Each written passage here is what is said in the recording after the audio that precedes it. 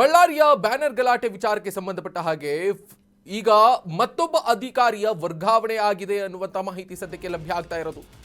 ಬಳ್ಳಾರಿಯ ಡಿಐಜಿಪಿ ವರ್ತಿಕಾ ಕಟಿಯಾರ್ ವರ್ಗಾವಣೆ ಆಗಿದೆ ಅನ್ನುವಂತ ಮಾಹಿತಿ ಲಭ್ಯ ಆಗ್ತಾ ಇದೆ. ಕಾಂಗ್ರೆಸ್ ಸರ್ಕಾರ ಅಧಿಕಾರಕ್ಕೆ ಬಂದಾದ ನಂತರ ಏನಾದರೂ ಪ್ರಕರಣ ನಡೆದರೆ ಅಲ್ಲಿ ಮೊದಲು ಪೊಲೀಸ್ ಅಧಿಕಾರಿಗಳ ವರ್ಗಾವಣೆ ಆಗುತ್ತೆ.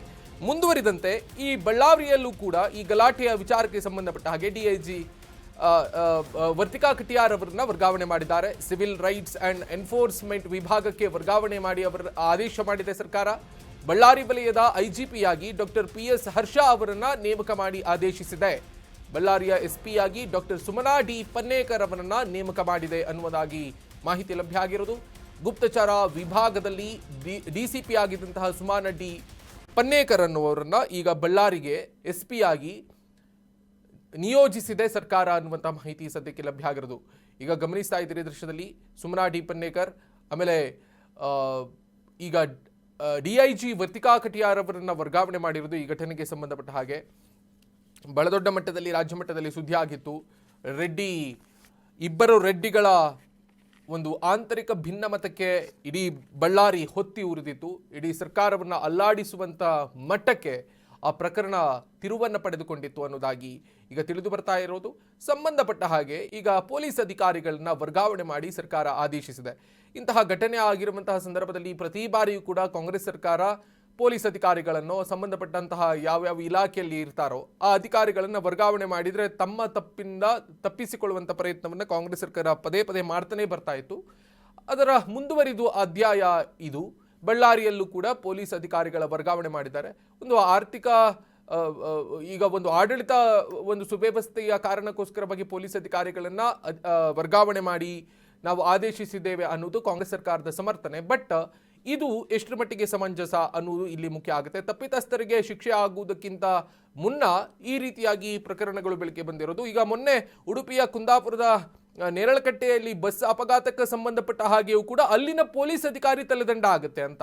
ಸೊ ಈ ಪೊಲೀಸ್ ಅಧಿಕಾರಿಗಳು ಉಳಿದಂತಹ ಅಧಿಕಾರಿಗಳ ತಲೆದಂಡ ಆಗ್ತಾನೆ ಇರುತ್ತೆ ಹೊರತಾಗಿ ಯಾರು ನಿಜವಾದ ತಪ್ಪಿತಸ್ಥರು ಇರ್ತಾರೋ ಅವರಿಗೆ ಕ್ರಮವನ್ನು ವಹಿಸುವಂತಹ ಕ್ರಮ ಮಾಡುವಂತಹ ಯಾವುದೇ ಕೆಲಸಕ್ಕೂ ಕೂಡ ಕಾಂಗ್ರೆಸ್ ಸರ್ಕಾರ ಮುಂದಾಗ್ತಾ ಇಲ್ಲ ಅನ್ನುವಂಥ ಆರೋಪ ಈಗ ಸಾಮಾಜಿಕ ವಲಯದಲ್ಲಿ ಬಹಳ ದೊಡ್ಡ ಮಟ್ಟದಲ್ಲಿ ಕೇಳಿ ಬರ್ತಾ ಇರೋದು. ಈ ಬಳ್ಳಾರಿ ಪ್ರಕರಣಕ್ಕೆ ಸಂಬಂಧಪಟ್ಟ ಹಾಗೆಯೂ ಕೂಡ ಈಗ ಪೊಲೀಸ್ ಅಧಿಕಾರಿಗಳನ್ನು ವರ್ಗಾವಣೆ ಮಾಡಿದರೆ ತೆರವಾಗಿರುವಂಥ ಜಾಗಕ್ಕೆ ಮತ್ತಿಬ್ಬರನ್ನು ಕೂಡ ನಿಯೋಜನೆ ಮಾಡಿ ಸರ್ಕಾರ ಆದೇಶಿಸಿದೆ.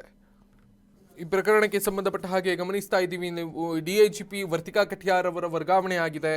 ಅವರ ಸ್ಥಳಕ್ಕೆ SP ಆಗಿ ಸುಮನಾ ಡಿ ಪನ್ನೇಕರ್ ಅವರನ್ನ ರಾಜ್ಯ ಸರ್ಕಾರ ನೇಮಿಸಿರುವಂತಹ ಬೆಳವಣಿಗೆಯನ್ನು ನಾವು ಗಮನಿಸ್ತಾ ಇದ್ದೀವಿ. ಈ ಪ್ರಕರಣದ ಸುತ್ತ ಒಂದಿಷ್ಟು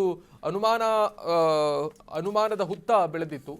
ಮೃತ ರಾಜಶೇಖರ್ ಅವರ ಮೃತದೇಹವನ್ನು ಎರಡೆರಡು ಬಾರಿ ಪೋಸ್ಟ್ ಮಾರ್ಟಮ್ ಮಾಡಿದ್ದಾರೆ ಅನ್ನುವಂತಹ ಮಾಹಿತಿ ಎಲ್ಲವೂ ಕೂಡ ಬರ್ತಾ ಇತ್ತು. ಬಟ್ ಆ ಒಬ್ಬ ವೈದ್ಯಾಧಿಕಾರಿಗೆ ಕ್ರಮವನ್ನು ವಹಿಸಿಕೊಂಡಿರುವುದರ ಬಗ್ಗೆ ಯಾವುದು ಕೂಡ ಸದ್ಯಕ್ಕೆ ಮಾಹಿತಿ ಇಲ್ಲ.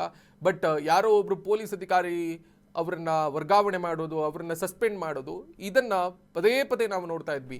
ಬೆಂಗಳೂರಿನ ಚಿನ್ನಸ್ವಾಮಿ ಕ್ರೀಡಾಂಗಣದ ಬಳಿ ಆಗಿರುವಂತಹ ಕಾಲ್ತುಳಿತ ಪ್ರಕರಣಕ್ಕೆ ಸಂಬಂಧಪಟ್ಟ ಹಾಗೆಯೂ ಕೂಡ ಪೊಲೀಸರ ತಲೆದಂಡ ಆಗಿತ್ತು ಅಂತ.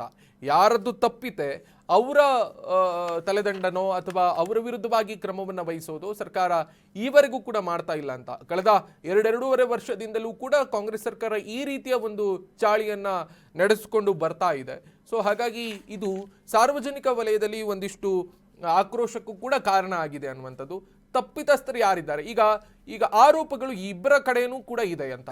ನಾರಾ ಭರತ್ ರೆಡ್ಡಿ ಬಳ್ಳಾರಿಯ ನಗರ ವಿಧಾನಸಭಾ ಕ್ಷೇತ್ರದ ಶಾಸಕರು, ಅವರ ಮೇಲೂ ಕೂಡ ಆರೋಪ ಇದೆ. ಆ ಕಡೆ ಗಂಗಾವತಿಯ ವಿಧಾನಸಭಾ ಕ್ಷೇತ್ರದ ಶಾಸಕರಾಗಿರುವಂತಹ ಗಾಲಿ ಜನಾರ್ದನ್ ರೆಡ್ಡಿ ಅವರ ಮೇಲೂ ಕೂಡ ಆರೋಪ ಇದೆ.